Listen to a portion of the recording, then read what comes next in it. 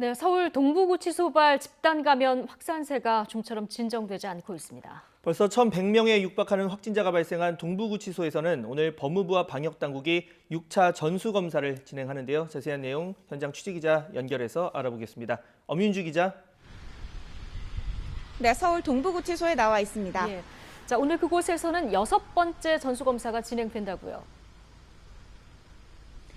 네, 그렇습니다. 법무부는 5차 전수검사까지 음성 판정을 받은 동부구치소 수용자와 직원들을 상대로 오늘 6차 전수검사를 진행한다고 밝혔습니다.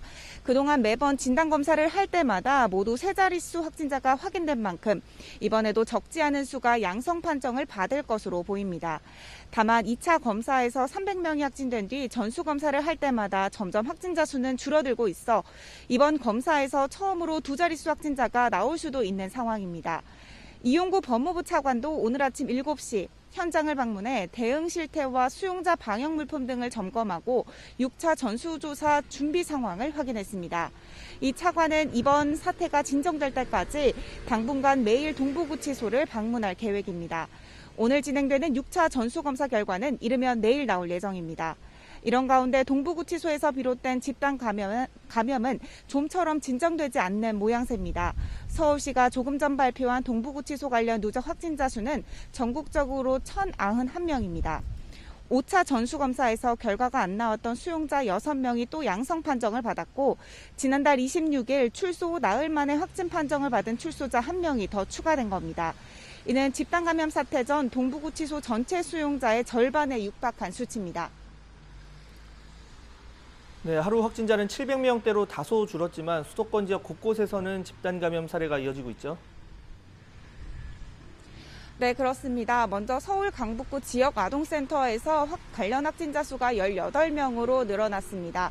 지난달 31일 이곳을 이용했던 자원봉사자 20대 여성이 첫 확진 판정을 받은 뒤 이용자 등이 잇따라 양성 판정을 받은 건데요. 역학조사 결과 창문을 통한 자연환기는 잘 되어 있었지만 일부 관계자들이 지난달 24일부터 27일 시설에서 숙식하고 다가 모임도 하면서 감염이 전파된 것으로 보입니다. 중고등학생들에게 돌봄을 제공하는 시설인 이곳의 확진자 중에는 중2 학생 1명도 포함된 것으로 파악됐습니다. 방역당국은 이 시설을 폐쇄하고 접촉자 70여 명을 대상으로 진단검사를 벌이고 있습니다. 감염 취약시설인 요양병원에서도 집단 감염은 끊이지 않고 있습니다. 인천시는 계양구의 한 요양병원과 관련해서 모두 55명이 확진됐다고 밝혔습니다.